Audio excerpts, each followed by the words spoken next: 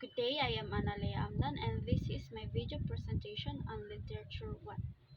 Poetry. Poetry is a type of creative writing that expresses emotions, thoughts, or ideas. It often uses rhythm, rhymes, or even special language to create a certain feeling or picture. Poems can be short or long, and they can be about everything from love and nature to everyday life. Every poem is unique, just like the person who wrote it. So let's proceed to some examples of poetry. So the first one is the Mother Goose Nursery Rhymes. So the summary of this um, poetry is Mother Goose is a nursery rhymes that are a collection of popular and timeless rhymes that have been passed down through generations. So these rhymes play a crucial role in boosting a child's language development by teaching them rhythm, vocabulary, and the structure of language. So the rhymes often feature memorable characters and stories that engage children's imaginations. So some well-known examples include the Baba Black Sheep, the Three Blind Mice, and also the Humpty Dumpty. So these rhymes not only entertain children but also carry meanings and messages that add depth to their storytelling. So the persona behind Mother Goose is a beloved and iconic persona associated with nursery rhymes. So she is often depicted as an elderly woman dressed in traditional clothing and wearing a bonnet. So Mother Goose is known for her nurturing and playful nature as she is the caretaker of a vast collection of nursery rhymes. So she is seen as a storyteller who captivates children with her imaginative tales and whimsical rhymes. Mother Goose is a symbol of childhood, innocence, and the joy of learning through rhymes and songs. So let's proceed to the setting. So the setting of Mother Goose nursery rhymes is often depicted as a whimsical and imaginative world. So it can vary from rhyme to rhyme, but it typically includes familiar elements of everyday life mixed with fantastical elements. So the next is the theme. The theme of Mother Goose nursery rhymes are diverse and cover a wide range of subjects. So some common themes include first is the playfulness and imagination. So playfulness and imagination, many nursery rhymes encourage children to use their imagination and engage in playful activities. Second is moral lessons. Some nursery rhymes carry moral messages or teach important life lessons. The third one is the language development. Language development in nursery rhymes are designed to help children develop language skills. The fourth one is the cultural traditions. Mother Goose nursery rhymes often reflect cultural traditions and historical references. Yeah, references. So the fifth one is um, the counting and numeracy. So many nursery rhymes incorporate counting and numerical concept, helping children learn numbers and basic math skills in a fun and memorable way. The sixth one is the entertainment and joy. So above all, Mother Goose Nursery Rhymes aims to entertain and bring joy to young children. So they create a sense of wonder, laughter, and engagement, fostering a love for language and storytelling. So overall, the themes of Mother Goose nursery rhymes encompass education, entertainment, moral values, and cultural heritage. and making them an integral part of early childhood development. So the lessons of Mother Goose nursery rhymes can vary from rhyme to rhyme, but they often impart valuable messages and teach important life lessons to young children. So here are some examples of lessons. So the first is the consequences of actions. So many nursery rhymes teach children about the consequences of their actions. Second is the kindness and empathy. Third is problem solving. Fourth, sharing and cooperation. Fifth is the resilience and perseverance. And lastly is the safety and caution. So these lessons, among others, are embedded within the nursery rhymes, providing opportunities for children to learn and internalize important values and life skills in a fun and engaging way. So the next example of a poetry is the Owl and the Pussycat by E. Lear. So, this, so, so the summary of The Owl and the Pussycat is a delightful poem written by Edward Lear. So it tells the story of an owl and a pussycat who fall in love and decide to get married. So they set off on a romantic journey in a pea green boat, sailing across the sea to a land where the palm tree grows. So along the way, they encounter various challenges but remain determined to be together. With the help of a turkey, they have a beautiful wedding ceremony and live happily ever after. So this charming poem celebrates love, adventure, and the joy of finding companionship in unexpected places. So the characters or the persona in the story is the owl and the pussycat are the main characters in the poem. So The Owl and the Pussycat by Edward Lear is the owl is portrayed as wise and observant, with its large round eyes symbolizing wisdom. And the pussycat, on the other hand, is portrayed as playful and adventurous. So it is described as a elegant and refined with a love for dancing and singing. So together, the owl and the pussycat represents a harmonious and unlikely pairing. So they symbolize the power of love and the idea that differences can be embraced and celebrated. So the setting of The Owl and the Pussycat by Edward Lear is a whimsical and fantastical world. So the poem begins by describing a pea green boat in which the owl and the pussycat set sail.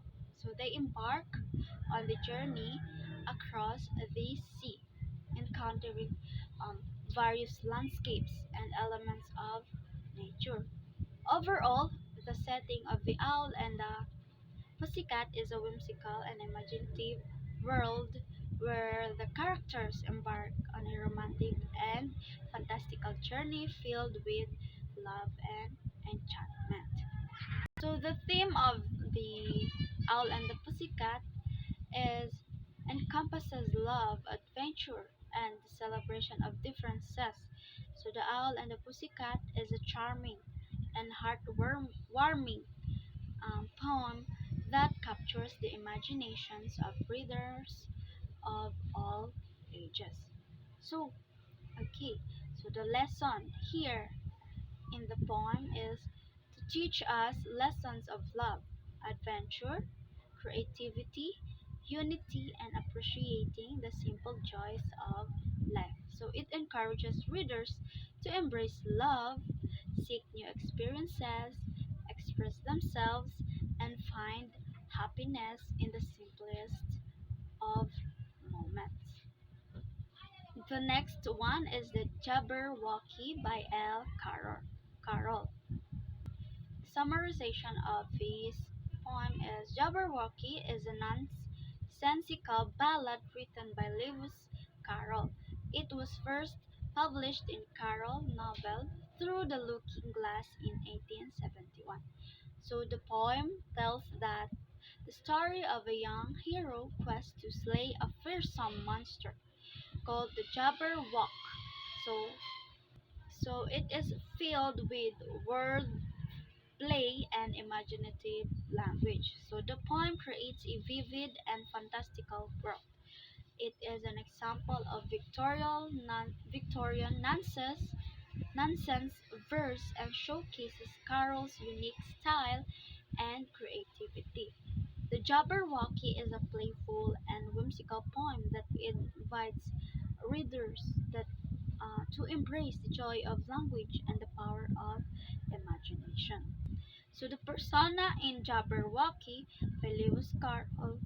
The persona of the Jabberwocky is that of a fearsome and mythical creature. So the persona of the Jabberwocky evokes a sense of fear and mystery, with its very name creating a sense of intrigue. The persona of Jabberwocky represents a formidable challenge that the hero must overcome on their quests, adding an element of danger and adventure to the story. So the setting, so let's proceed to the setting of this. The Jabberwocky by Lewis Carroll is not explicitly defined in the poem. So however, the poem text takes place in a fantastical and imaginative world. It is a place where mythical creatures such as the Jabberwocky exist. So the setting is depicted as a mysterious and treacherous landscape with dark forests and unknown territories. Yeah, so the absence of a specific setting allows readers to use their imagination and create their own image of the world, so in which the poem unfolds. And let's proceed to the theme. The themes of Jabberwocky revolve around language, play, heroic quests. So the power of imagination, fear and courage, and the ambiguity of interpretation.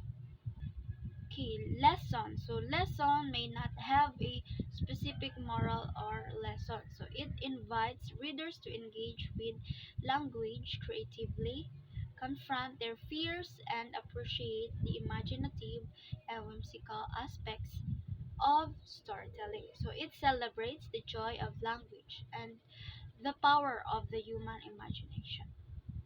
The next one is the Little Red Riding Hood. So we all know the story about the Little Red Riding Hood.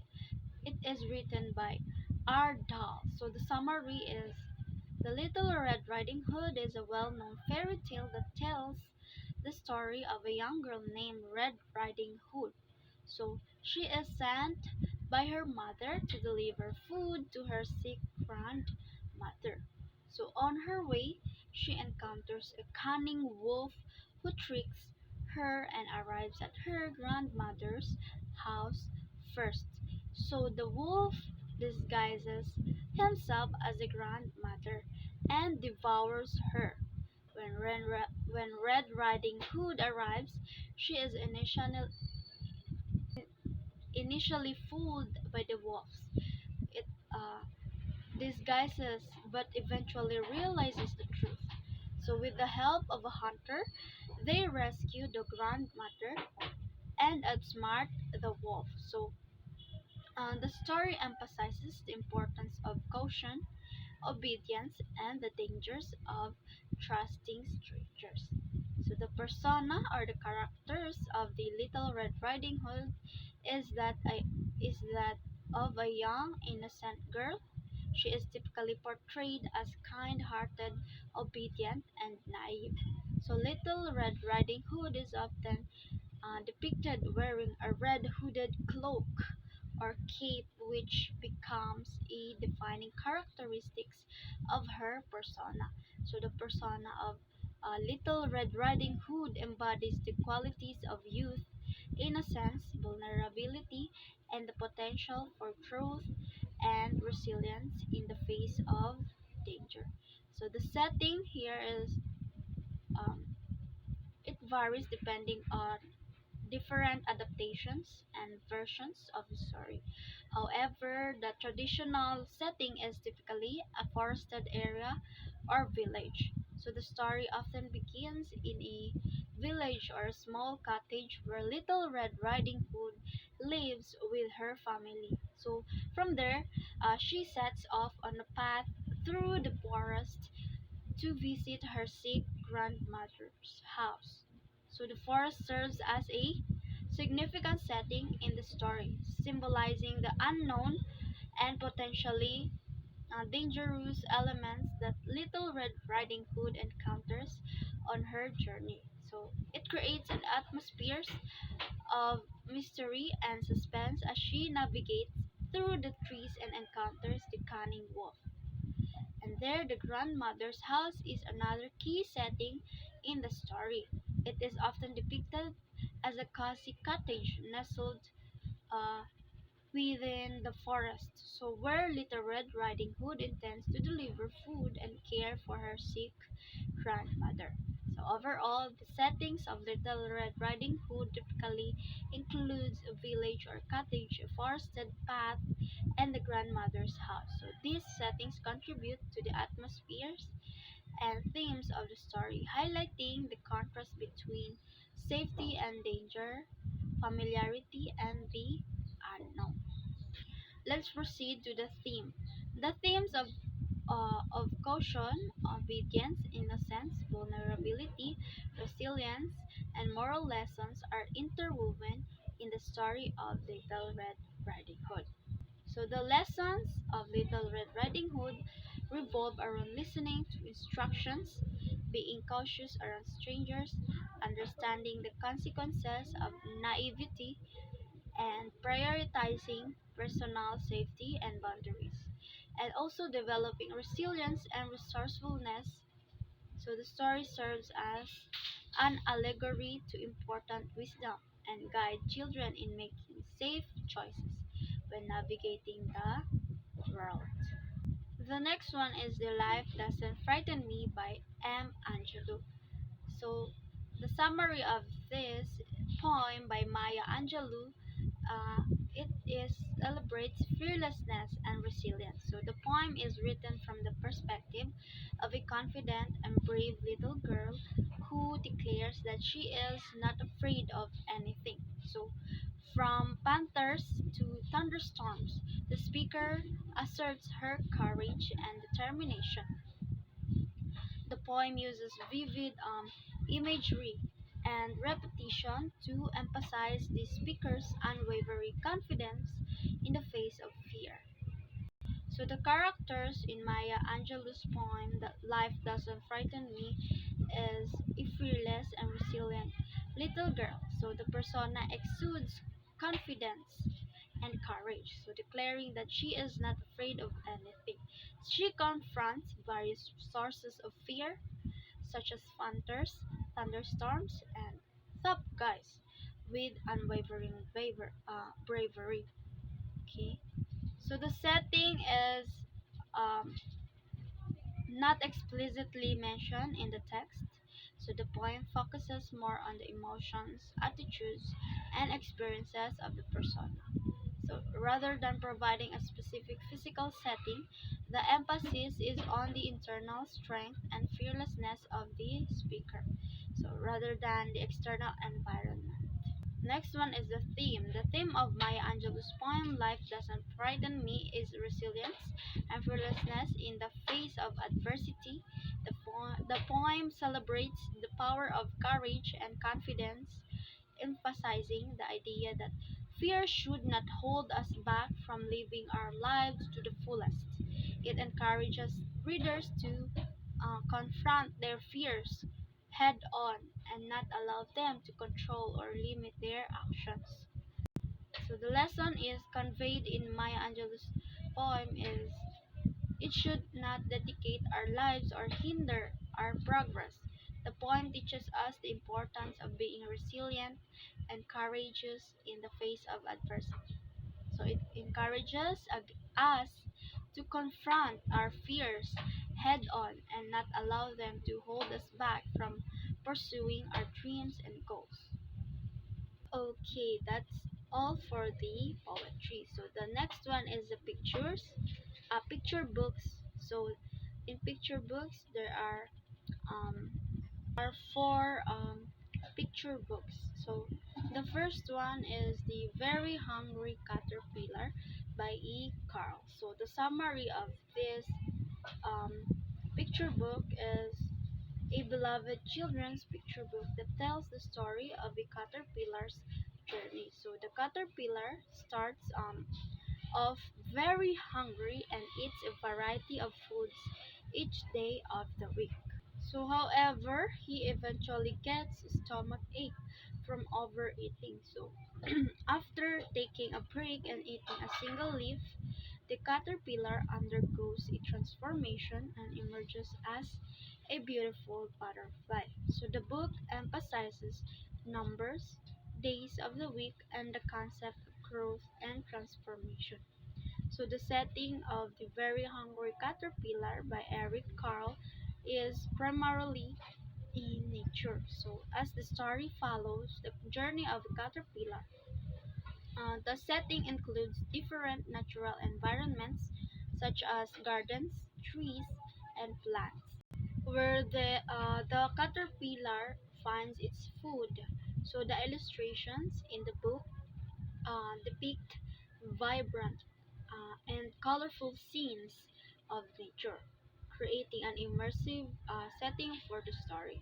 So, the theme of The Very Hungry Caterpillar by Eric is the concept of uh, growth and transformation. So, the story follows the journey of a caterpillar as it goes through different stages of development. So, from being very hungry and eating voraciously to eventually transforming into a beautiful butterfly. So the characters is in The Very Hungry Caterpillar by Eric Carle is the caterpillar itself.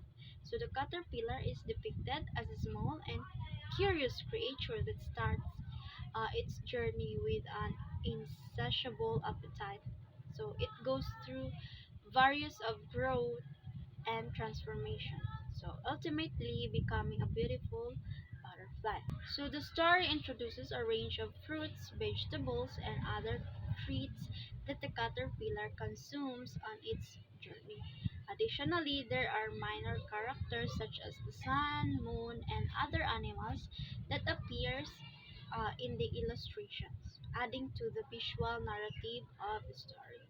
So the lesson conveyed uh, by Eric is the importance of moderation, patience, and transformation. So the story teaches children the value of what? Value of balance and not overindulging in excess. So the next picture book is The Cat in the Hat by Dr. Seuss. So the summary of this picture book is a classic children's book that tells the story of two siblings, a brother and sister, who are stuck indoors on a rainy day. So their boredom is interrupted by the arrival of a mischievous cat wearing a tall striped hat. So the cat brings excitement and chaos into their lives. So performing tricks and causing mayhem. So the book is known for its playful language, memorable characters, and imaginative illustrations. Yeah, so the settings of The Cat in the Hat by Dr. Seuss is primarily in the house of the two main characters, the brother and the sister. So the story takes place on a rainy day when the children are stuck indoors. So the house serves as the backdrop for the cat's mischievous antics and the ensuing chaos. So while the specific location or details of the house are not described in great detail. So the illustrations depict as it typical home environment with rooms, furniture, and household items. So the theme encourages children to find a middle ground between strict order and complete chaos, emphasizing the importance of making responsible choices. So the main characters in The Cat in the Hat by Dr. Seuss are, first is the cat in the hat, second is the boy, third is a girl, and fourth is the fish. So the characters interact with each other throughout the story. So with the cat disrupting the ordinary lives of children, uh, and the fish trying to keep them out of trouble. The characters represent different attitudes and perspective, contributing to the overall dynamic and conflict in the narrative. So the lesson here is importance of responsibility and making responsible choices. So the story teaches children that while it is fun to indulge in spontaneity and excitement, it is crucial to consider the consequences of our actions. The next one is The Giving Tree by Shel Silverstein. So the summary of this picture book is a timeless children's book about the relationship between a tree and a boy. So the story begins with the tree and the boy enjoy each other's company. So with the boy playing and spending time with the tree, as the boy grows older, he starts taking from the tree such as its apples, branches, and trunks to fulfill